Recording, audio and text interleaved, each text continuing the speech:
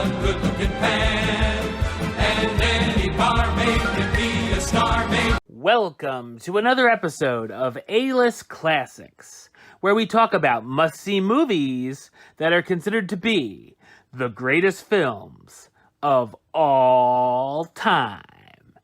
I am your host, the Game Changer, Wes Troop.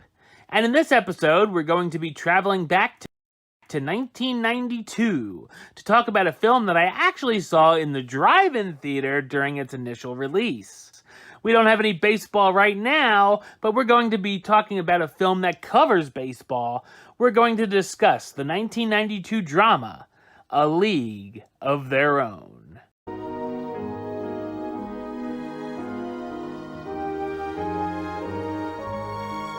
In 1943, World War II threatens the shutdown of Major League Baseball as many of the male players were off to war. Walter Harvey, the owner of the Cubs, as well as a candy bar mogul, talks the fellow team owners into funding a women's league to keep the sport going. Dottie Hinson and her sister, Kit Keller, dairy workers on their farm by day, play softball for their local team in their spare time. One day, a recruiter for the Women's League, Ernie Capadino, is interested in Dottie, who turns down his offer. While Ernie isn't as impressed with Kit, he tells her he'll take both of them if she can change Dottie's mind. Dottie agrees, of course, and the two sisters earn a tryout in Chicago, which goes well, and they find themselves on the team of the Rockford Peaches.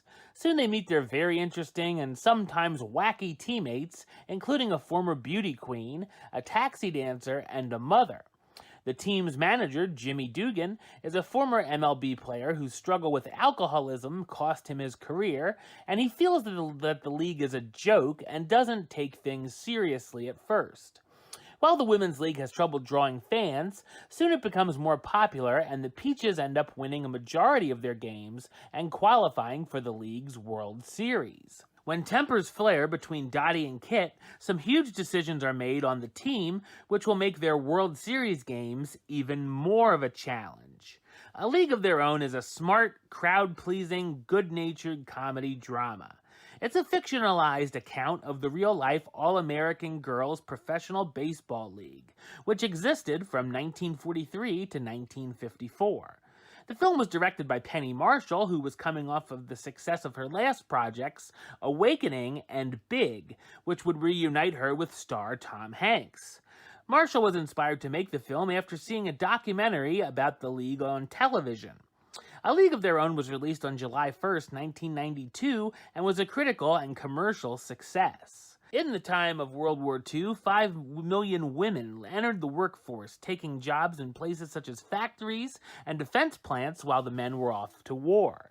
It's intriguing to see the women taking the men's place in sports at this time, and brings knowledge of the league, as many were not familiar that this was even a thing.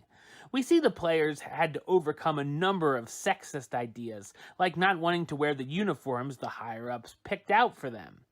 Throughout their time together as a team, friendships and rivalries form, but there's some really nice bonding moments between them as they try to make the league work so it doesn't get canceled.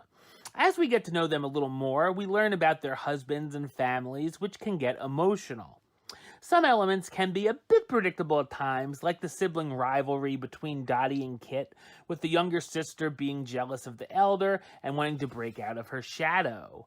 It could feel a little formulaic, but it works okay in the end. Of course, as in most sports movies, there's a number of montages, but the ones here are surprisingly fun and charming. The film has some great laugh-out-loud moments, and most of the jokes hit. The one who gets the most comedic material is Hanks as Dugan, who I really would have liked to have seen a little more of. The film has a great message to it, with female sports characters to look up to. Most of the characters are great, memorable, and easy to root for. There's a lot of characters to follow, and while some of the supporting characters get some great and even heartwarming moments to shine, there are a couple that feel a little less necessary than others, and probably could have spent a little more time on the bench. The film is bookended by a look at older versions of the characters, which can get a bit schmaltzy as they reunite, but ultimately pretty cool.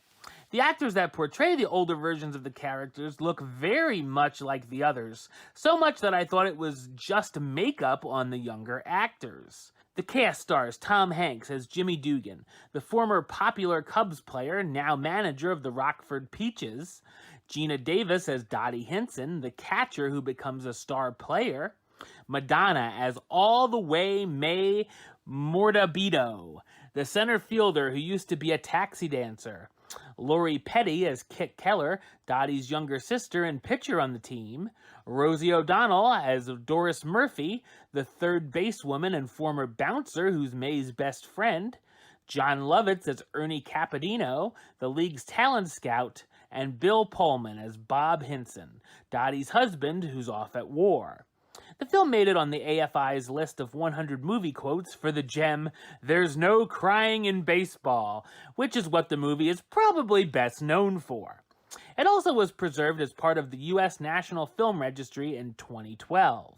While it may not be perfect and has a few cheesy moments, A League of Their Own is a cinematic home run and one of the best baseball movies ever made. All right, well, that's the show. I'll be back with another A-List Classics episode very soon. But until then, don't forget to subscribe right here on YouTube. youtube.com/westside of515. Like the show on Facebook, facebook.com/WestTroopaList. And of course, you can follow me on the Twitter and the Instagram @WestAList. Until next time, Troop out.